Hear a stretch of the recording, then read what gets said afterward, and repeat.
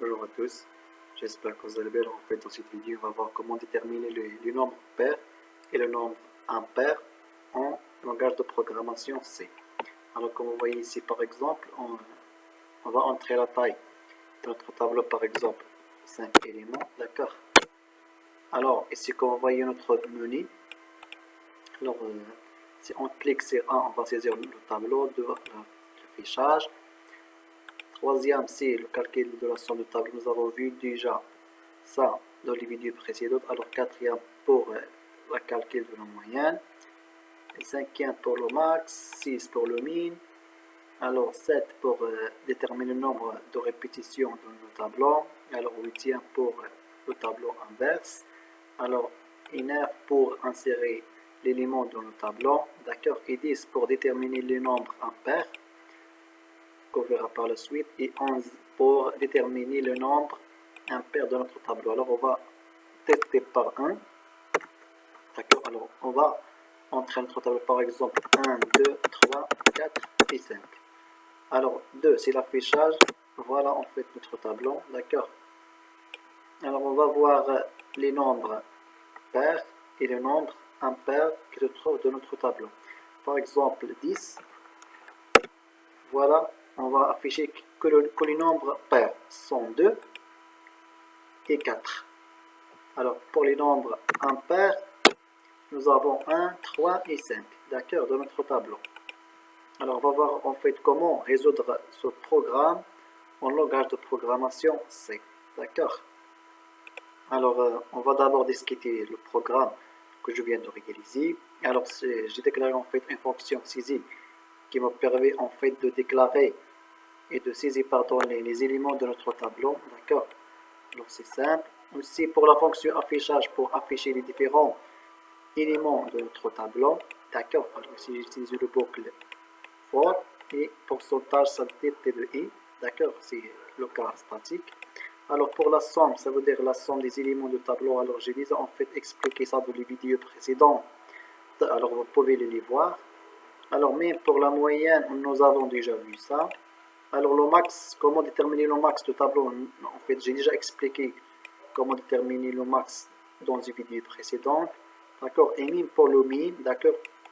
Ça veut dire déterminer le min dans le tableau. D'accord. Pour le nombre de répétitions, alors j'ai utilisé en fait un compteur ici. À chaque fois que je trouve ce nombre dans le tableau, je vais incrémenter ce compteur. Ça aussi, je l'ai expliqué dans la vidéo précédente. Alors, quoi d'autre? Pour l'inversion des éléments du tableau, c'est très simple. Alors, il suffit d'initialiser le boucle par le dernier élément du tableau. D'accord? Et moins, afficher l'élément du tableau, c'est très simple. Pour l'insertion. Alors, l'insertion, en fait, c'est la première fois que je le fais avec vous. Alors, en fait, ici, nous avons la variable entrée. D'accord? Alors, on va demander à l'utilisateur d'entrer la valeur, d'accord? La valeur de qui ajouter, d'accord, donner la valeur en fait à ajouter.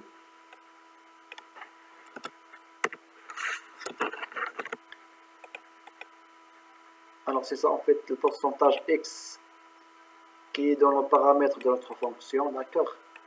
Alors quoi d'autre? Nous avons aussi, on doit demander à l'utilisateur de donner la position de la case. En fait normalement lorsqu'on dit que insérer un élément dans le tableau, bien sûr on doit savoir quelle est sa position. Alors, par exemple, c'est ça notre tableau 1, 2, 3, 4, 5, d'accord. Alors, bien sûr, on va utiliser le boucle de dernier élément. On va écraser les éléments. Par exemple, supposons qu'on va insérer, qu'on va donner la position de notre élément C2. Ça veut dire qu'elle va prendre la position de 2. Alors, qu'est-ce qu'on va faire? On va en fait utiliser le boucle de dernier élément jusqu'à I. Jusqu'à, pardon, A. A, c'est la position du tableau. D'accord, et T de I est égal à T de I moins 1. Et T de A est égal à X. D'accord, in plus plus, ça veut dire le tableau est incrémenté, la taille est incrémentée par 1. Alors, supposez par exemple qu'on va ajouter cette valeur-là dans la position de 2. Alors, qu'est-ce qu'on va faire? On va en fait écraser les éléments vers la fin. Alors, on va écraser 5, on va écraser 4, on va écraser le 3, on va écraser le 2 Et ici, on va entrer notre valeur, par exemple, 7. D'accord? Alors, c'est ça, en fait, t de i est égal à t de i moins 1. Ça veut dire t de 5 est égal à t de 4. Donc, on a ajouté ici le 5. T de 4 est égal à t3. T3 est égal à t de 2. Alors, t de 2 reste vide. Et on va, t de 2, alors, est égal à a. Et a, c'est la position, d'accord, d'élément à ajouter. C'est pour cela qu'on a mis t de a est égal à x. X, c'est la valeur à ajouter, d'accord? Et n plus plus, parce qu'en fait, sera incrémenté de 1. Et après, on va afficher notre table, d'accord? Alors maintenant, on va passer en fait à comment déterminer les nombres paires et impaires. Alors, on a besoin des fonctions, par exemple, qui ne va rien retourner. Void, par exemple, nombre. D'accord, nombre pair. Alors, notre fonction va prendre en paramètre t et n, d'accord, int t et n, CTRL C, d'accord, CTRL V. Ici, on fait nombre pair, int, d'accord.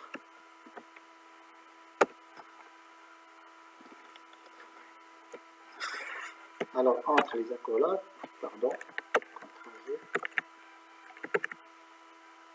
int.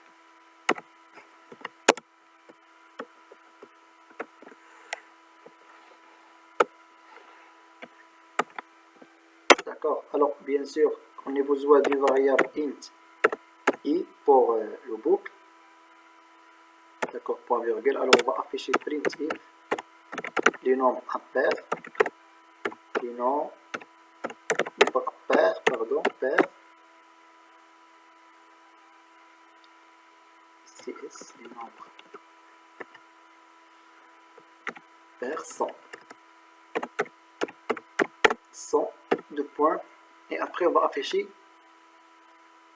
les nombres pairs. Bien sûr, on va utiliser le boucle for i est égal à 0. Ça veut dire le premier élément, point virgule i inférieur à n. D'accord. Et plus plus. Alors ici, bien sûr, il suffit d'ajouter un simple test. Ça veut dire f quoi? Ft de i.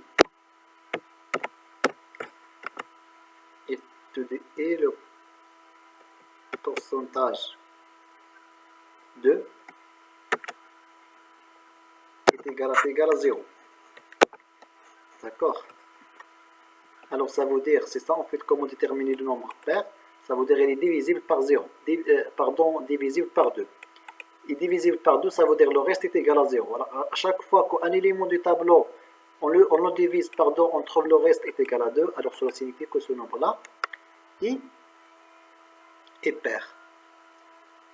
D'accord? Alors, on va afficher ici notre élément. Alors, printf, pourcentage t. Ici, 7t. Et ici, t de i. D'accord? T de i. Point virgule. D'accord? Alors, on a utilisé le boucle for. If de i. Alors, printf, on va afficher notre l'élément de table. D'accord? Alors, ici, pour laisser l'espace. Alors, qu'est-ce qu'il reste? Alors, c'est pour les nombres pairs. Alors, CTRL-C, CTRL-V pour déterminer le nombre impair. D'accord, CTRL-V, ici le nombre impair. Impair, d'accord. Alors, ici, il suffit de changer par différent, tout simplement. Alors, lorsqu'on a un nombre impair, ça veut dire le reste de la division de ce dernier par 2 est différent de 0. Ça veut dire le reste est égal à... En général, il va prendre 1, d'accord? Ou bien d'autres nombres. Ça veut dire en général, ce nombre, lorsqu'on le divise par 2, alors le reste sera différent de 0. Cela veut dire que ce nombre-là est impair. D'accord? Alors, alors, on va exécuter notre programme en total. Alors, maintenant, on va passer à notre programme principal main. Alors, j'ai déclaré en fait ici le i pour parcourir les éléments du tableau. C'est notre tableau petite de taille max est égal à 50. Alors, A, c'est la valeur, c'est la position du valeur à ajouter ici, et la valeur ajoutée c'est x. Ici, le choix, C signifie notre choix convient entrée et 1 c'est le nombre des éléments du tableau, d'accord. Alors ici la saisie des éléments du tableau. Alors c'est un affichage simple sur l'écran qui va en fait décrire notre menu, d'accord. Alors ici on va récupérer notre choix. Alors switch C. Alors si on va cliquer sur 0, on va quitter notre programme. C1, en fait on va saisir notre tableau. Pour le 2 c'est l'affichage. Pour le 3 c'est la somme. Pour le 4, comme vous voyez, c'est la moyenne. Alors le 5 c'est le max. Le 6 c'est le min. Et le 7, si en fait on va déterminer le nombre de répétitions, mais bien sûr on va entrer la valeur à chercher son nombre de répétitions, ça veut dire l'occurrence. Pour le 8, c'est la version du tableau. Pour le 9, c'est l'insertion. 10, c'est le nombre pair qu'on vient de programmer. Et le 11, pour déterminer le nombre impair. D'accord. Alors on va tester notre programme de nouveau. Alors, par exemple, on va entrer la taille max de notre tableau. Par exemple, c'est 5 éléments. D'accord. Alors, comme vous voyez ici, c'est ça notre menu qu'on vient de créer. Alors, faites votre choix. Bien sûr, on doit choisir, d'accord, parmi ces nombres-là, de 1 jusqu'à 11. Alors, on va commencer par saisir notre tableau. Alors, on va entrer l'élément 0, par exemple, c'est 1, 2, 3, 4. Et dernier élément, c'est 5. Alors, on a encore ici le menu, sachant que le choix est différent de 0. Alors, si vous voyez, si un clic sur 0, on va quitter le programme, d'accord. Et voilà, on a quitté le programme. Alors, 5, 1, 2, 3, 4 et 5, d'accord. Alors, pour 3, c'est le calcul de la somme. D'accord. Alors, quand vous voyez, la somme est égale à 15, la somme des éléments du tableau. D'accord. Alors, la somme de tous ces éléments-là est égale à 15. Alors, on va entrer maintenant 4 pour calculer la moyenne. Alors, la moyenne est égale à 3 parce que 15 divisé par 5 est égal à 3. Alors, pour le max, c'est 5. Alors, on va taper sur 5. Alors, comme vous voyez ici, en fait, le max est 5. Pour le min, en fait, c'est 1. C'est bien clair. Alors, pour le nombre de répétés dans le tableau, par exemple, c'est 7. D'accord. Alors, bien sûr, on va entrer l'élément à chercher. Par exemple, on va chercher 3. Alors, le nombre de répétitions de 3 est 1, parce que 3 il se répète une seule fois. D'accord. Alors, pour le 8, si on fait le tableau inversé, c'est très simple. Alors, si vous voyez le tableau de l'ordre inverse. Pour le 9, c'est l'insertion. Alors, donner la valeur à ajouter. Par exemple, on va ajouter 6. D'accord.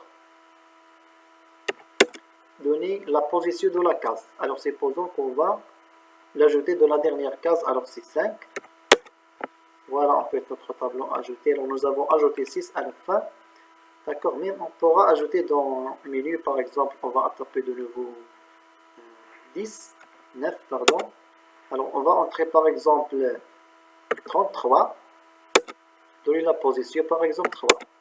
D'accord. Alors, voilà, ici, où on a ajouté le 33. D'accord.